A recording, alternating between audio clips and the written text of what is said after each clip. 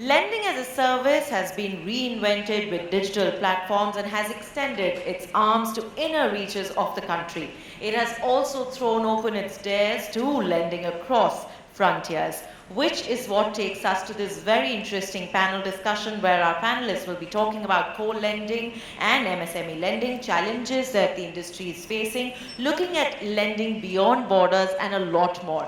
After our discussion time, we'll open the house for all of you to interact, so please do feel free to raise questions, share your thoughts. But for now, may I please extend a very warm welcome to our power-packed panelists. A round of applause as I welcome them here on stage, please. May I request all of you to put your hands together as I present to you Mr. Adi Pranesh V, FSI Lead, South, Amazon Internet Services. May I also request the kind presence of Mr. Amit More, Founder and Chief Executive Officer, Finzy. Let's hear it up for Mr. Amol Deherkar, Chief Product Officer, NeoGrowth. May I also present to you Mr. Giridhar Yasa, Chief Technology Officer, LendingKart. A round of applause for Mr. Patanjali Somayaji, Chief Technology Officer, Axio, formerly known as Capital Float. May I also present to you Mr. Yashoraj Tyagi, Chief Technology Officer and Chief Business Officer, CASHe. And a round of applause for our moderator. We have with us Mr. Arunkumar Iyer, Senior Director, Business Intelligence and Risk Solutions, CRISIL Ratings. So please extend a very warm welcome to each of them joining in. I'm sure we have a lot more energy than this. This is the first panel discussion. Thank you. You're a very kind audience. Gentlemen, may I request you to please take a seat? And I'd like to hand over our session to Mr. Arunkumar Iyer.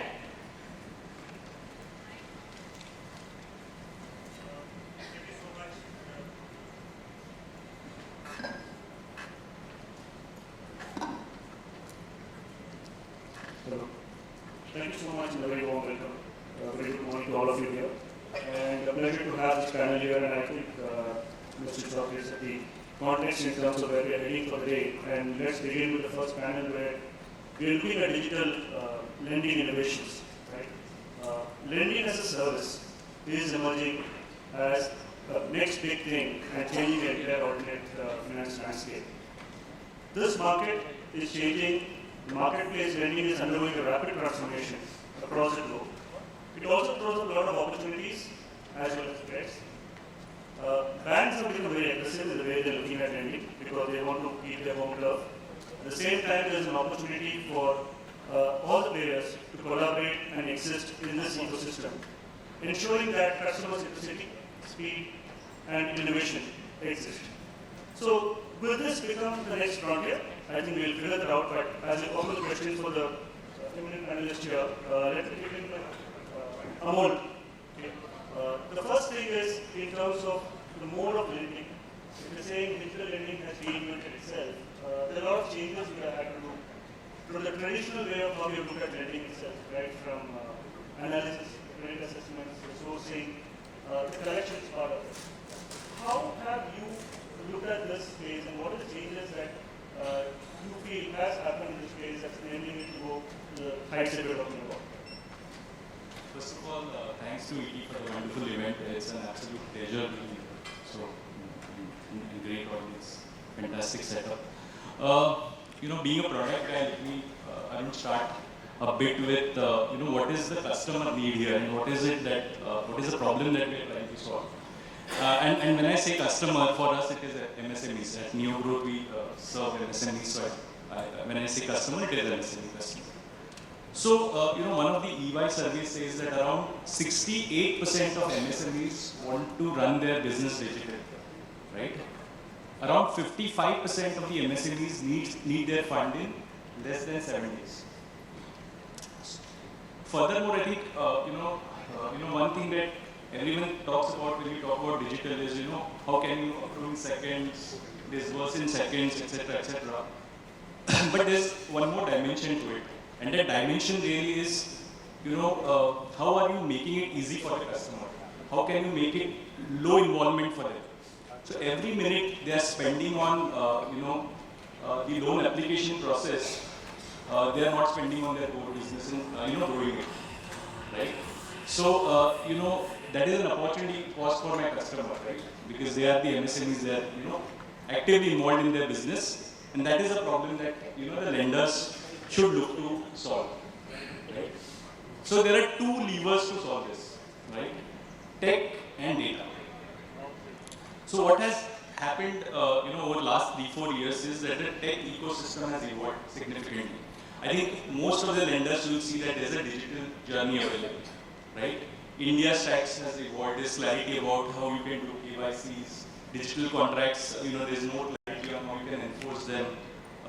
Digio, account aggregator. Now all the enablers are in place, right? So I think that is creating, lot of positive impact on the entire ease of application piece. And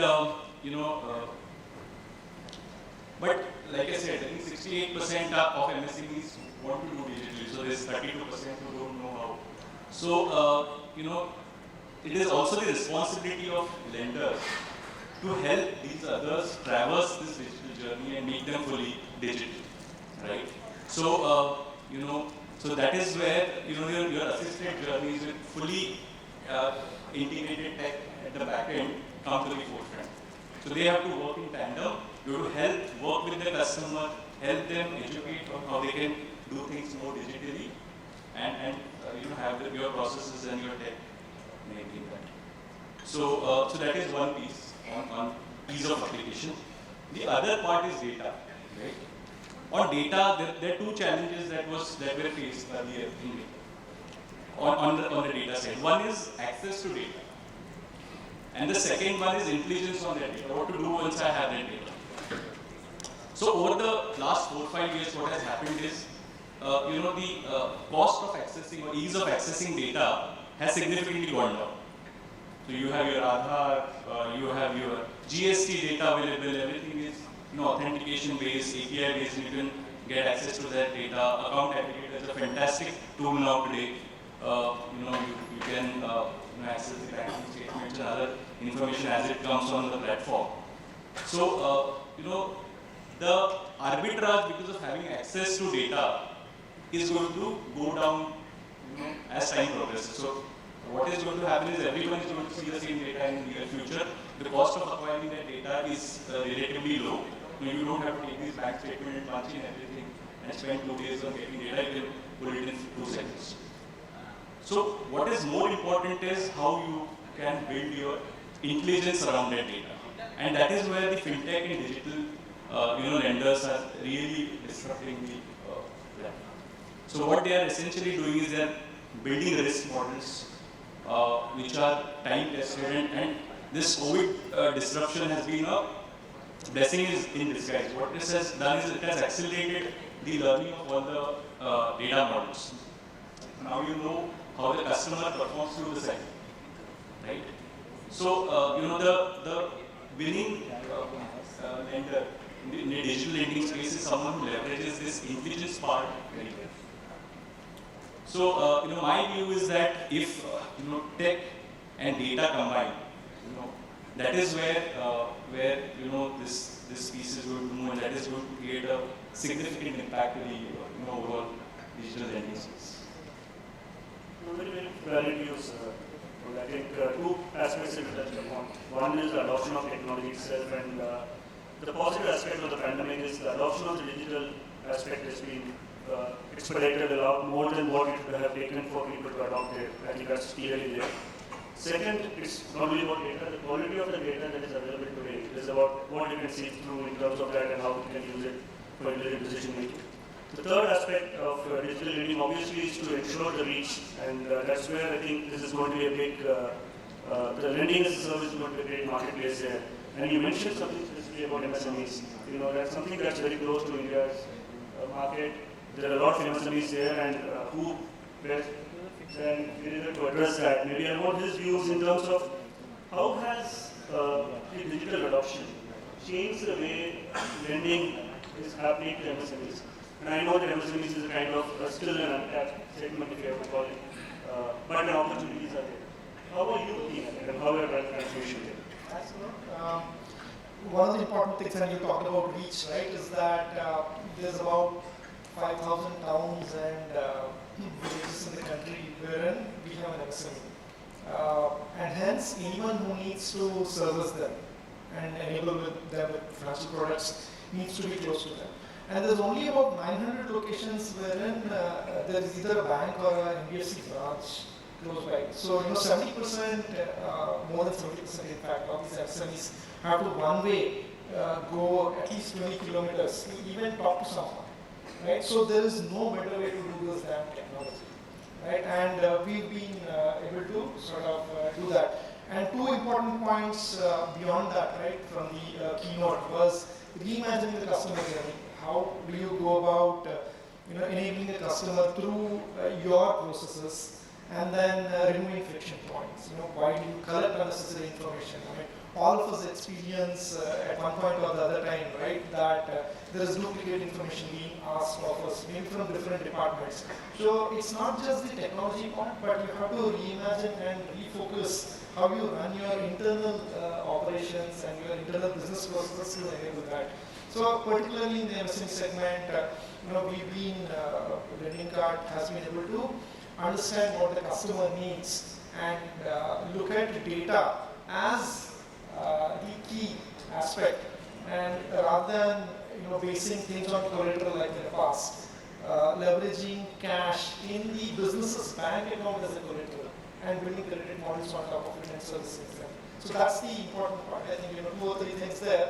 One is definitely there's no other way to do this other than technology from a reach point of view. Two is rather than picking up some collateral, using cash in the bank account of the business as collateral and building models on top of it. And even though these models, right, it's important not just to understand how creditworthy a customer is, but understand how much would they be able to pay, what can they afford, right, and what is the probability of default. And because that becomes very important, right, because eventually, long-term loans, how do you understand what might be your NPAs. So these are the important parts. I completely relate to that, coming from the background I come from. Probability of default is something that's very close to us, and we are monitored as a KPIs across the globe because of that.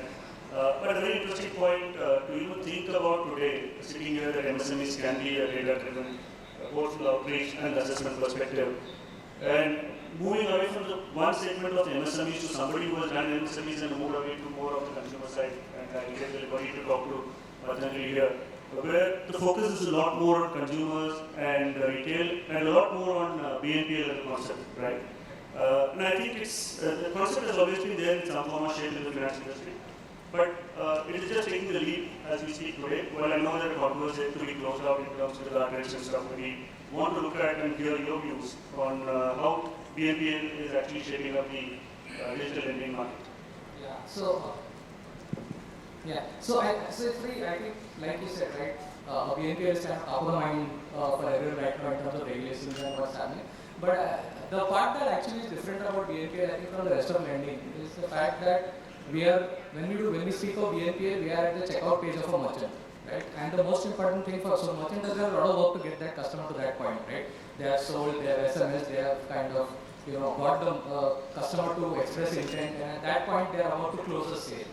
And we are offering sign up, KYC, underwriting, NAC setup at that point. So we are introducing like maybe 4 or 5 levels of friction. And the sale has to close. And the merchant is bothered about their payment success rates. So they'll be like trying to get 99% on credit card or whatever. And we are like at we have approval rates, and then we have for each of these there is a drop off. So it's a very different, in a sense, the immediacy of the transaction is, and the need to put digital is required for the transaction. It's not like we're trying to reduce milliseconds for milliseconds sake, or just because we want something digital. In this case, it's important for that transaction to happen within that 5-10 seconds, because otherwise the merchant loses that customer, the customer goes away, and it's a net loss for everyone, right? So we are trying to solve the question of affordability by trying to upsell something to the customer, by trying to just get that sale closed. So I think that is the lens that we need to look at BNPL from, and the lens for the regulations, and the lens for everything that we build out from there. Which is a key aspect, I think, which is still lending, but the difference is that there is a need to actually close the loop very quickly over here, And most of our technology challenges and the business challenges come from that. So that is an aspect I think that is different. From the regulatory standpoint, of course, India is a different market. Like we are fully regulated, so as in a sense, there are a few tweaks because of regulations that affect us, but we are mostly within the guardrails that have been specified. I think worldwide, BNPL is still very experimental in that space.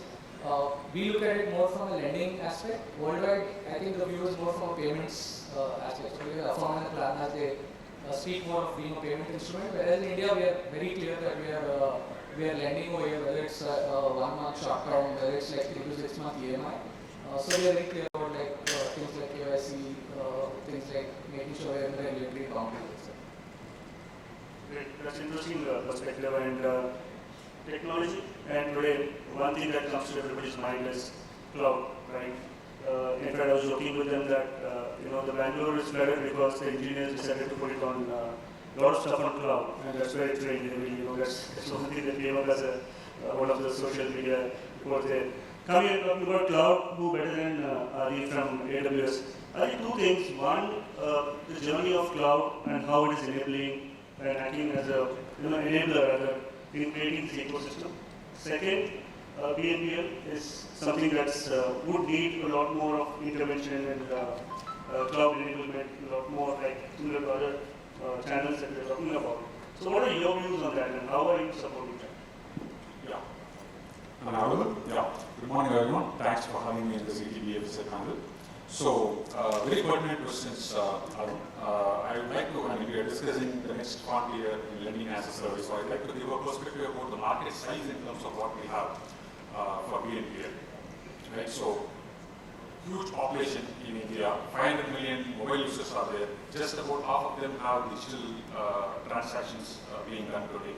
And just about 30 to 40 million people have credit cards in the sector, right? So, which means just less than 3% of India's population have credit access through credit cards. And BNPL becomes an alternative way of credit to the people who do not have any access to the credit card, right? So that's the potential that it brings in.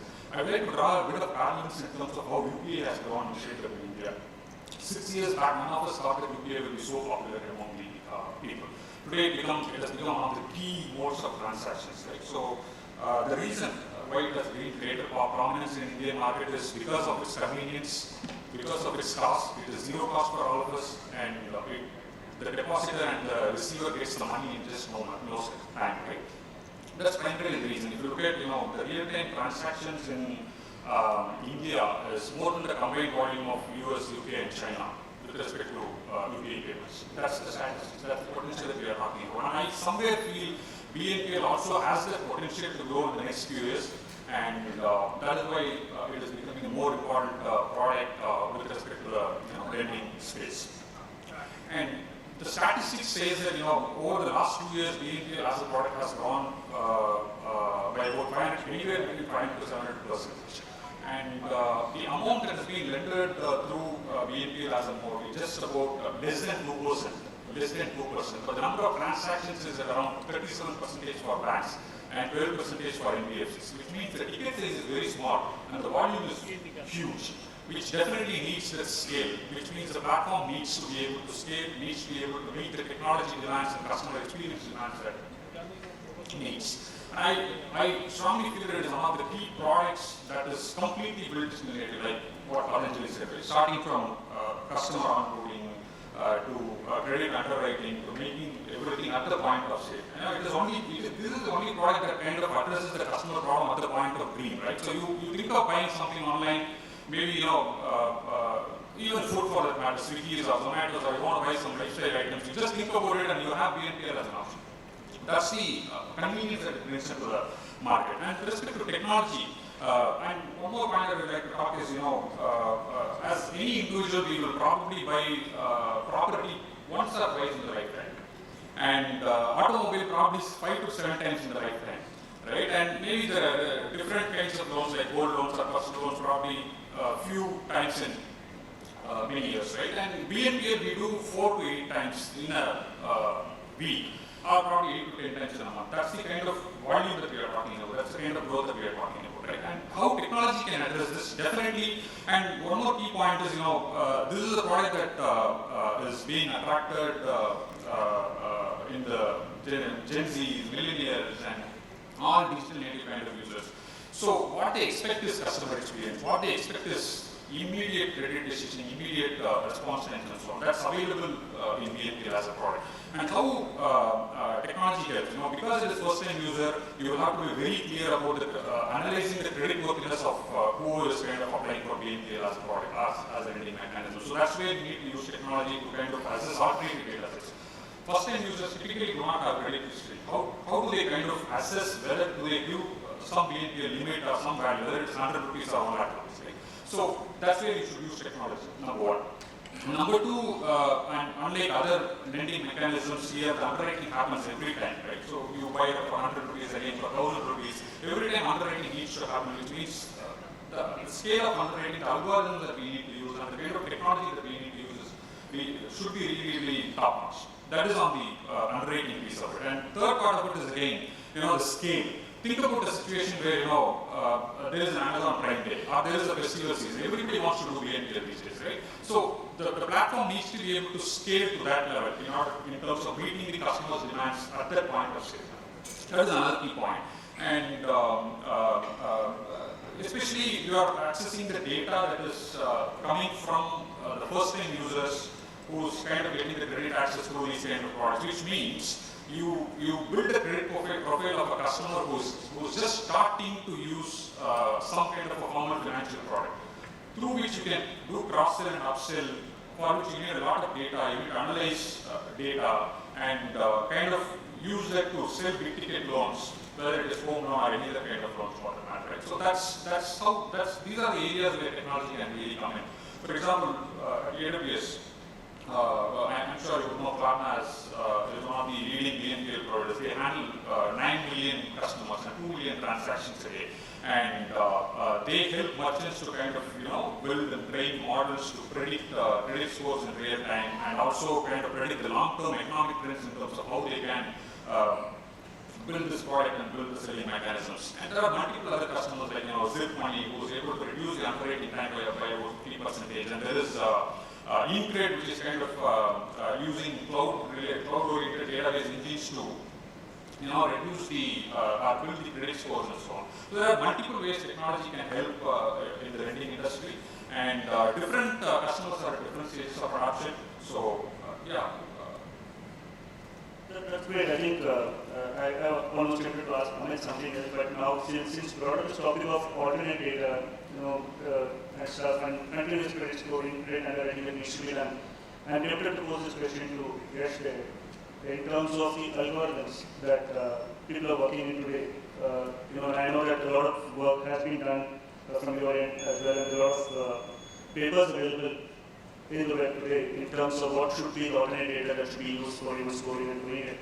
Maybe you can throw some light, because given that many of us have been traditional bankers coming from a traditional way of looking at it, this would have a very different connotation in terms of first acceptance that this is possible in reality, or is it still a myth? It's more of typically things come in 3 years down the line, it fades out and again it goes up. So maybe is there something more concrete that is actually being made effective in terms of using alternate data for algorithms for scoring, models, collections? Maybe you can throw some light on that. Hello. Thanks a lot for that question, and I'm glad to be here and amongst the panel. And I think that's a very interesting question that you mentioned about, because we as a company have fundamentally doubled down this entire concept of being able to underwrite and credit score and then financially include customers basis completely alternate data.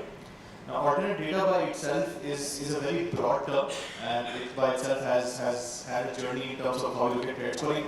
First, let's look at why do you even need something like that? Like in India, anecdotally, people say that around 10 to 15% of Indians overall, the population has a credit score,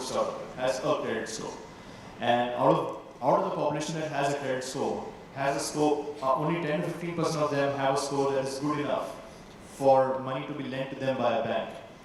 So we are saying that broadly, if you look at the entire population, we're looking at 1 to 2% of the population being eligible straight through for getting a credit card or loan, and for everybody else need to sort of dig deeper and figure out other ways to sort of underwrite them.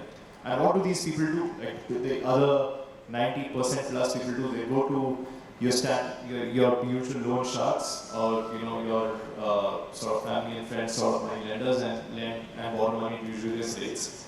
So that's why you need a different paradigm of credit scoring, because while there's been a lot of public sector initiatives like, say, a Jan Dhan scheme in which bank accounts have been opened at an unprecedented scale, you have had people transacting with the formal banking system at an unprecedented scale, but it still takes time for the credit worthiness histories to build up. And that's why we felt, and we saw a general movement globally also, in saying that, okay, how can we accelerate this entire phenomena of financial inclusion? And one of the answers was that, hey, look, can we go beyond the usual paradigm of credit scoring and do something that is typically not traditionally done, which is to kind of use data sets that come outside the realm of a person's financial and money behavior, and use your own AI models on them to see that, can you extract patterns from data sets that are seemingly non-correlated to somebody's financial behavior, but can you find patterns in that actually correlate to somebody's future financial behavior to credit? And that is what alternate data is all about. It borrows, globally in countries which are the so-called emerging economies, where the smartphone penetration rates are very high, internet penetration rates are very high. You have an abundance of data that you can obviously gather with explicit customer consent, and then kind of use that in certain ways by using your own AI models to kind of create alternate scores per se that can give you an indicator of creditworthiness, and that's what we did. So we said, so then the next question comes in, what are these data sets to start off with? So see, this is mostly this varies from use case to use case. This is what we're trying to solve for. Are you trying to check out financing? Are you trying to do large ticket size loans? Are you trying to lend to SMEs? But at the end of the day, you have to figure out behavior of customers in a way that gives you a 360-degree view of who they are. So it could be, say, things like buying, spending habits, hidden affluence of customers. Things like how and on what kind of things they spend their money on, and what are their lifestyle patterns like. Are they a family with kids? Where do they stay? Where do they work? If you look at that by itself, it's like you speaking to somebody, right? When they tell you about these things about themselves, you get an idea of the affluence of a customer. You get a fair idea of what their standing would be in general. And that's exactly what we're training the models to do as well. That's saying that, okay, you have these millions of customers out there with these kind of patterns. Can you use that to essentially figure out a credit worthiness that is, that sort of can be used to give out credit to them? And how do you stick with the model? The last part of that is that, see, there's a lot of experimentation being done out there. If you go and Google credit scoring models, you'll find like millions of pages of Google of people trying to experiment something like that. But I think that most of them don't work. And the reason for that is because I think when you're trying to be alternate, you have to be really alternate, and that is very hard. What I mean by that is that most people generally use these alternate data sets in combination with your traditional credit parameters, the likes of which you find on a credit bureau. And the moment you do that, whatever you create is essentially a reflection of the credit bureau by itself, right? Because that's getting biased by that. And ultimately, what you are actually your score or your prediction will be just exactly correlated to how a credit score behaves. So if somebody scores 700 plus on a civil, they'll also score high on your score, because ultimately here you use the same parameters. You just use an AI model, which is different from what a bureau would use as a model.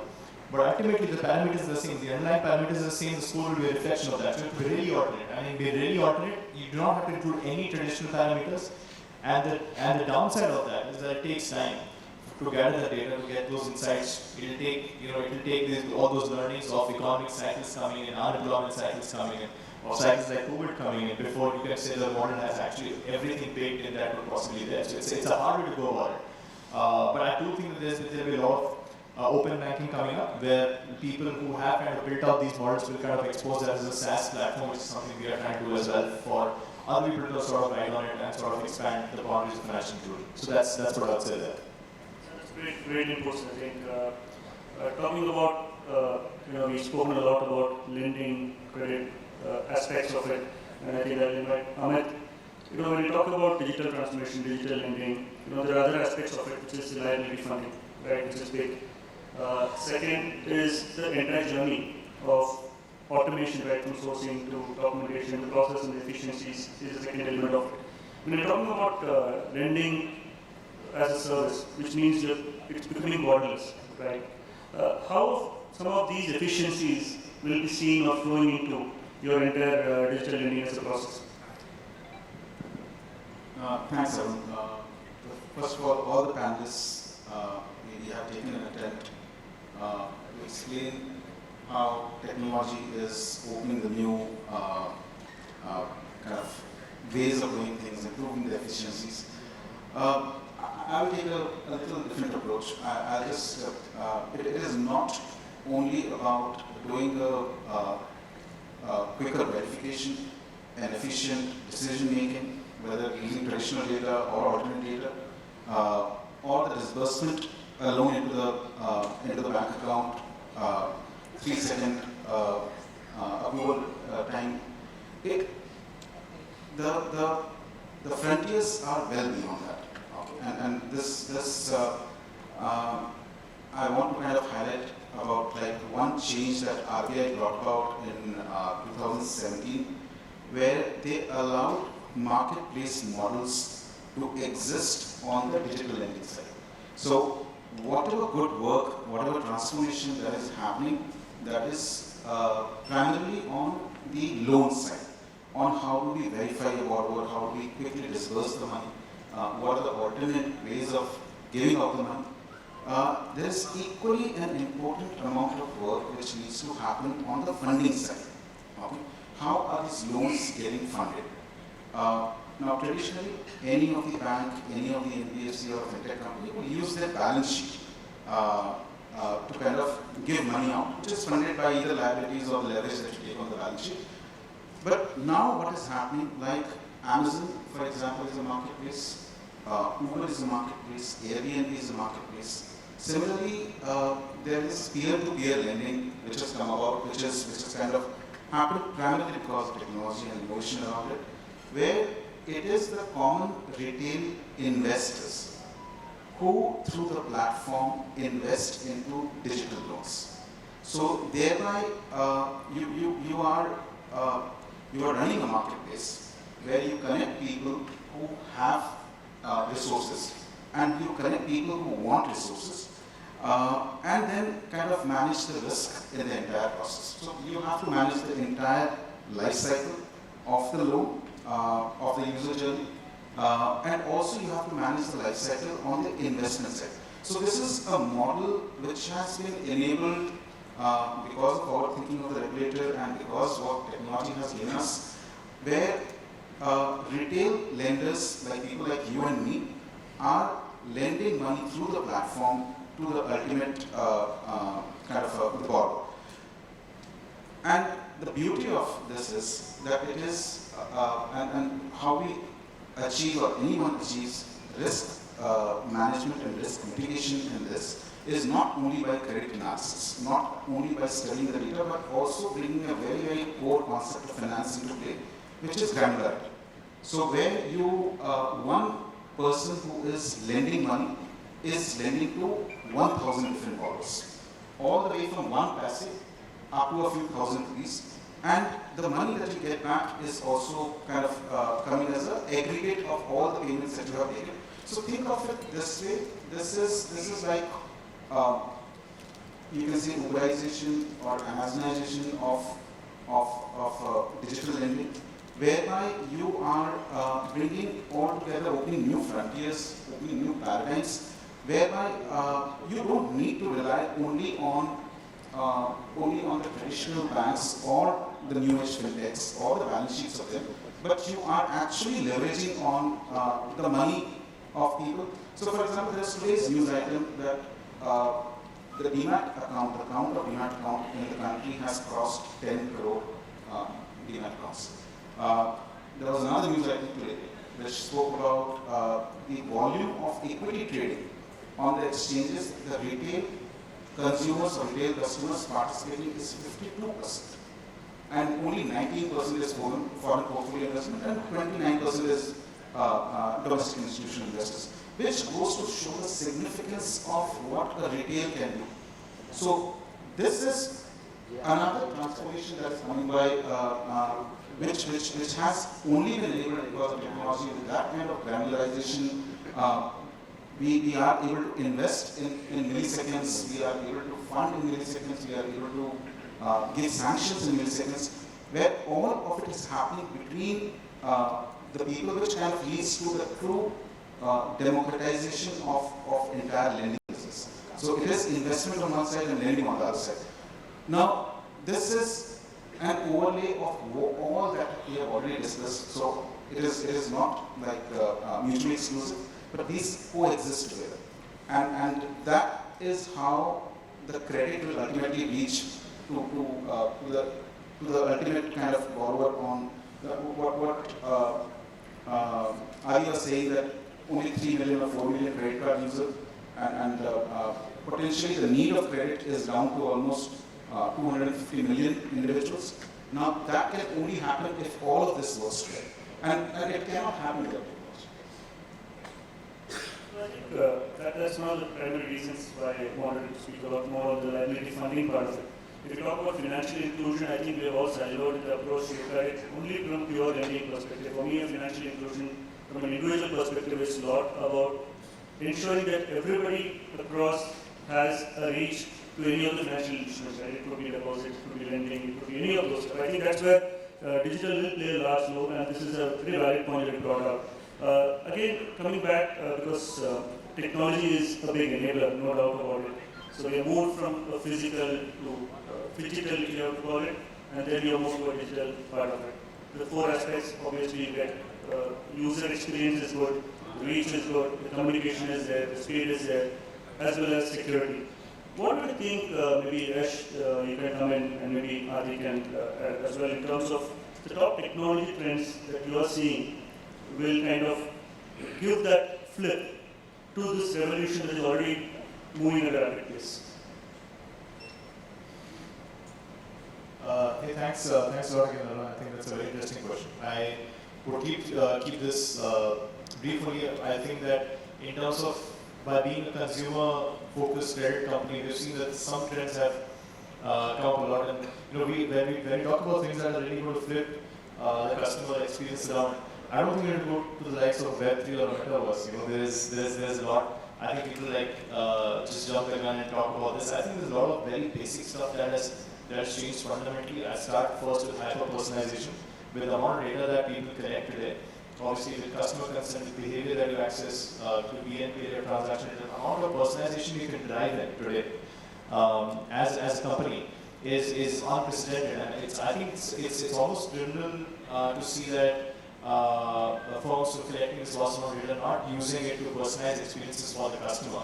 Like 20 years back, Jeff Bezos said that Amazon should be a different platform for everybody coming on my platform, because because Amazon has different sort of data available on different sets of customers, so why can't personalize it? And that's exactly what they did.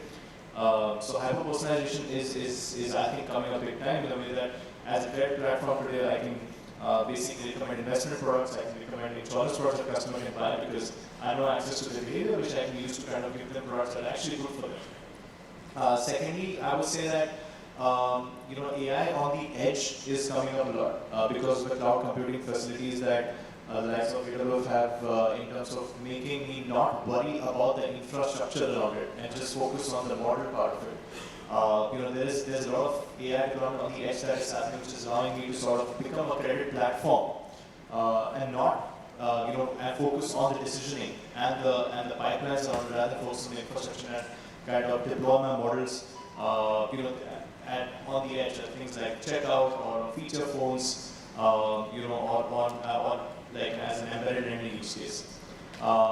The last part I would say over here is lastly, I think that there's a lot coming up, but I think that people don't speak enough about the India stack. I think there's although there's a lot of work happening in the last 6 years, but I think there's also a lot of work happening now at a very fast scale with ONDC coming in as well, which I think will allow a lot more embedded applications to kind of take shape and give access to the so-called modern financial suite to a lot more set of people.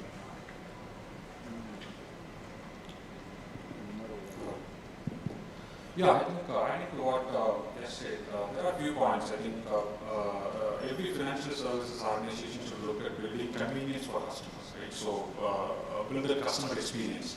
Beyond technology, or rather use technology to kind of build the convenience and customer experience. That is number one. And any lending business for that matter broadly operates in the same technology landscape. It has a front end.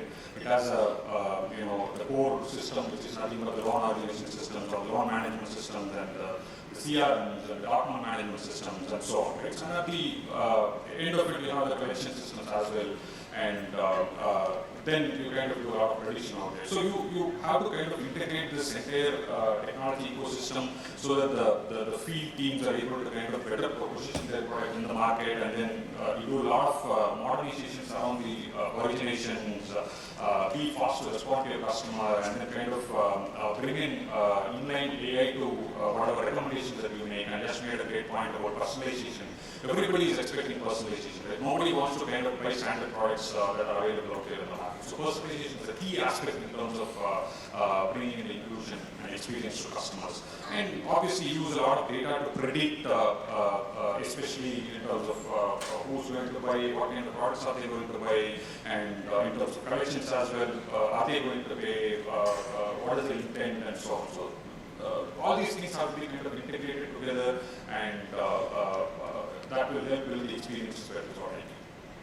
And I think delivery to add the new dimension to it as well in terms of technology. There's a lot of things said about low code and no code everywhere, right? Today that's the big buzzword that's happening there. As well as I think you got a very valid point in terms of token and account aggregators. I know it's an ambitious and a very big project, and I think if you can create that marketplace, I think it will have its own advantages, and it itself will bring in a lot more transformational agendas and innovations into place as well. Well, we've spoken about digital, and as a common person on the other side, and maybe Amit, I'll come to you here. The access to the digital world has increased. Everybody today has a smartphone, data is available. What about security? And what should be that we should be? I don't think many of us even think about it at some point of time. I know for sure where I interact in many of the other forums where people shy away from using mobile banking on the phone, right? There is a reason they believe that it can't, and there are people who still go the traditional way of going to the bank and getting until they see the passbook updated with the numbers there. They just don't believe that things can work out, right?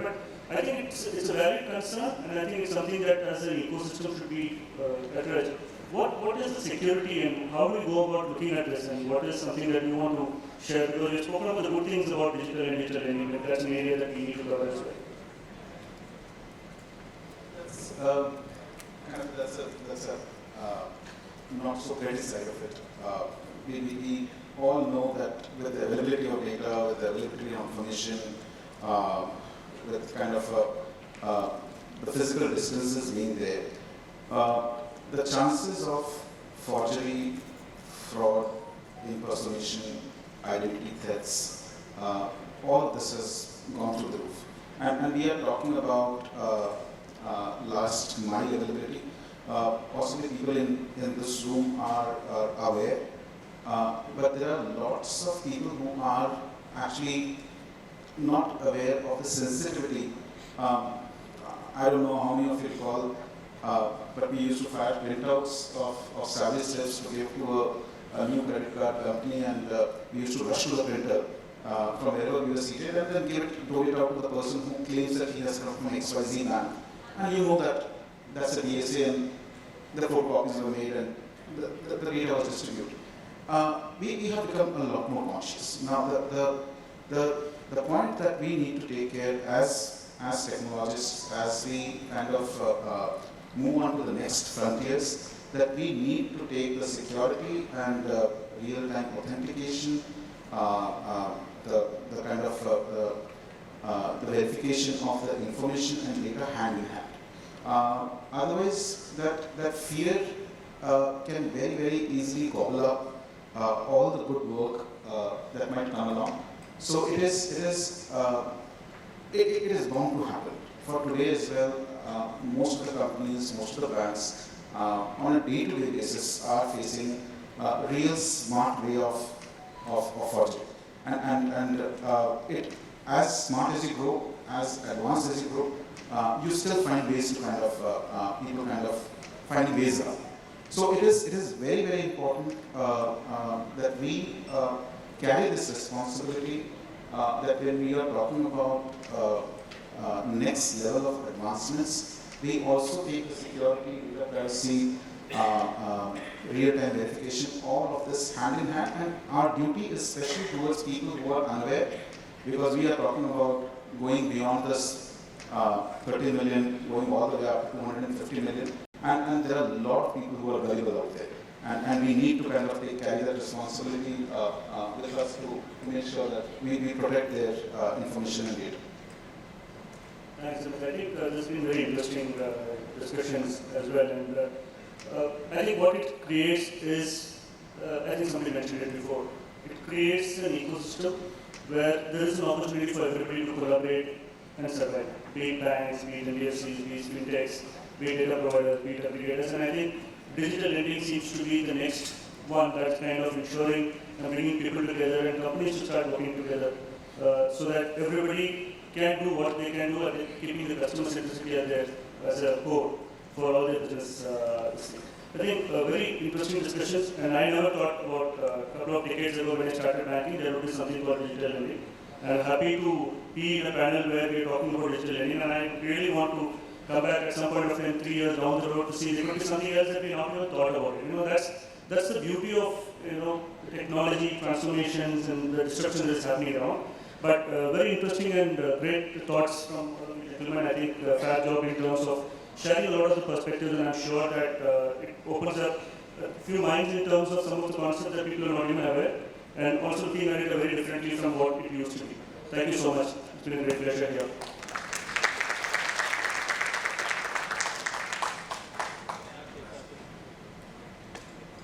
In case any of our audience member would like to ask a question, you're welcome to raise a hand and we'll pass on a microphone.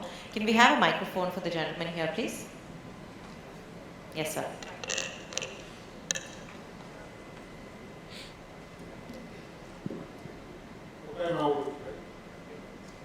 So let me first thank this panel. I think it's a great panel.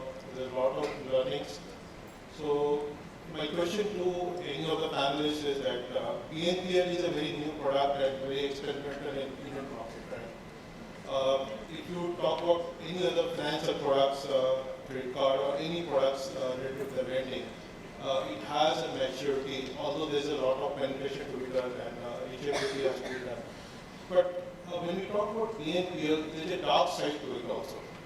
Although there's a convenience to it, but when we go to any developed market, maybe UK, Australia or US, there have been a lot of stories around it. So how do you, as a BNPL or a lending company, you ensure that you are a responsible lender? Because Gen Z, they don't understand the personal finance, right?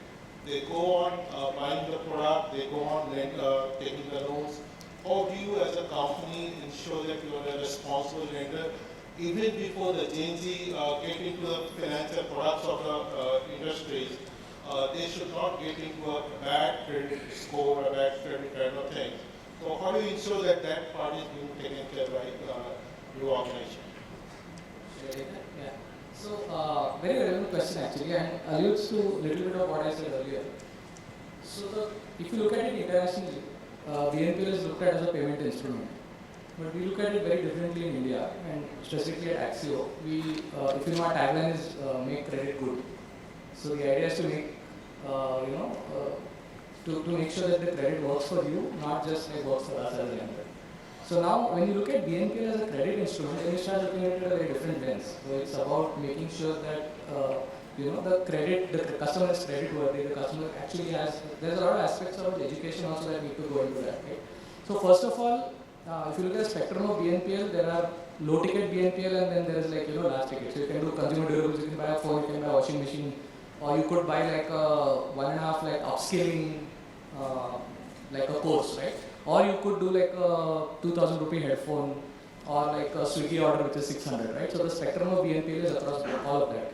Obviously, when you look at Gen Z, new to credit, not on bureau, alternate data sources, you have to do things like low and grow, start small, and build up. You cannot go with like credit card models, large ticket, underwriting forever, right? So when you get a credit card, kind of underwritten for an amount for a period of time.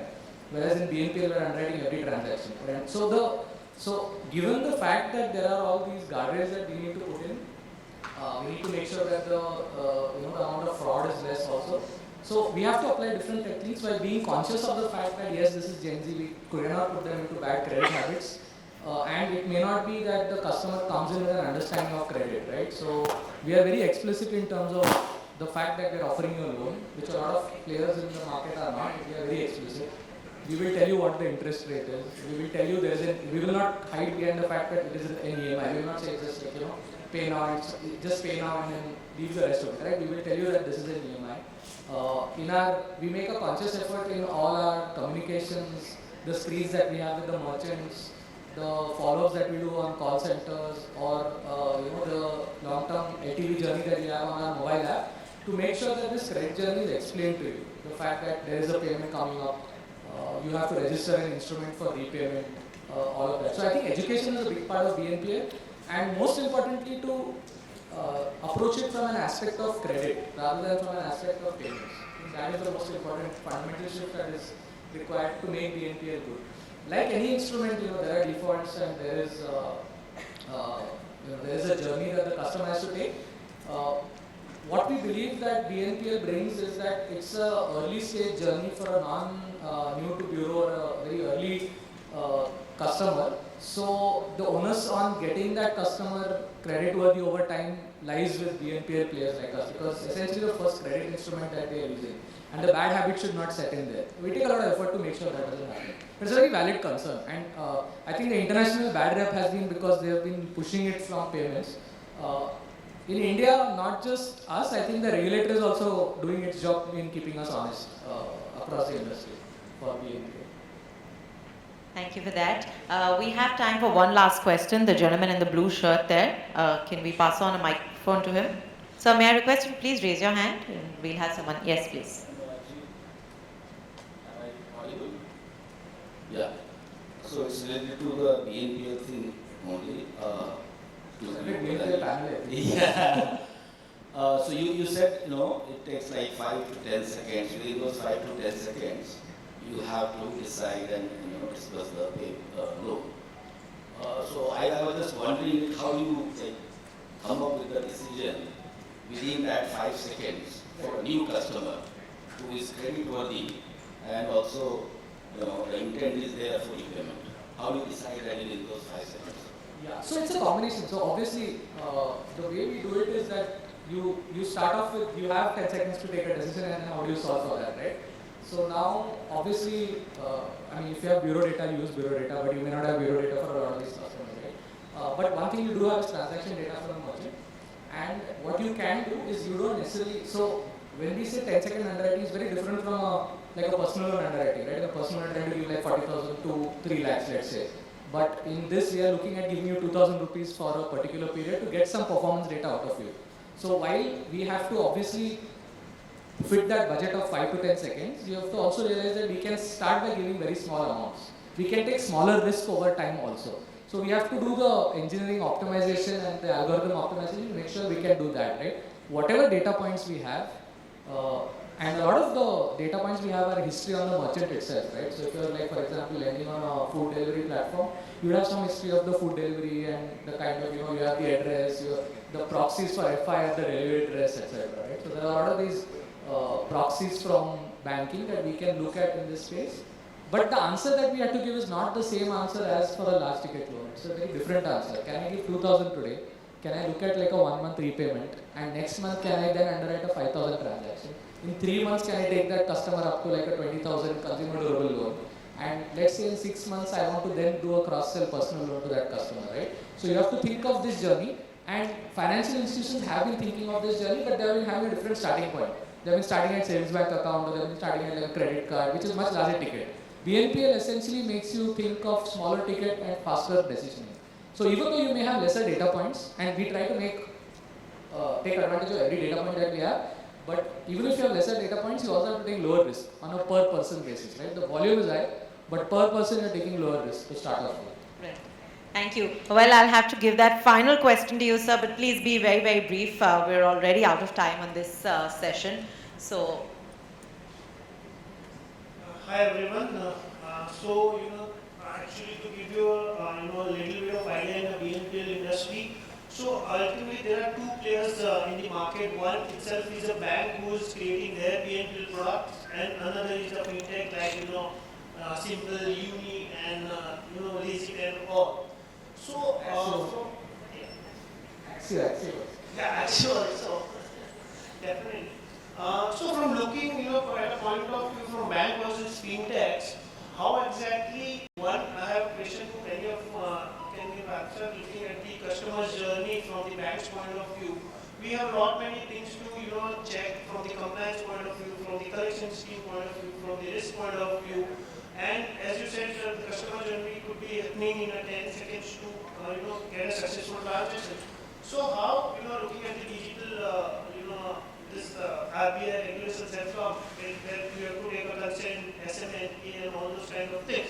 So how do you think, how exactly the benefit, it will be a benefit to a customer in terms of, taking all these consents and then the transition journey starts from one end to another end, and how it benefits to the customer in terms of, taking the minutes to finish all these steps before he reaches to a checkout page of the merchant, and why bank would have to do a BNPL if this kind of fintechs are available in the market.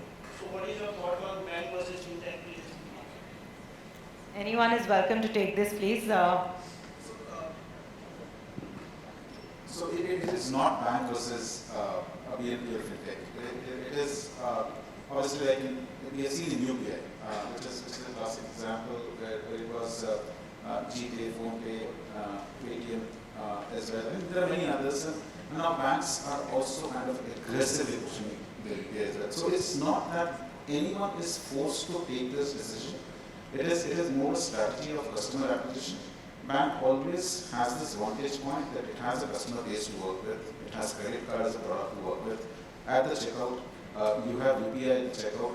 Versus a new age fintech or a BNPL company also looks at this as a customer acquisition strategy. If you are allocating 1,000 rupees to take that risk, not throwing it away, but taking a measured call within that time, that ploy is always about not to make money out of that 1,000 rupees. It is more about how do you kind of upscale the customer, cross-sell the customer, help him build his credit profile.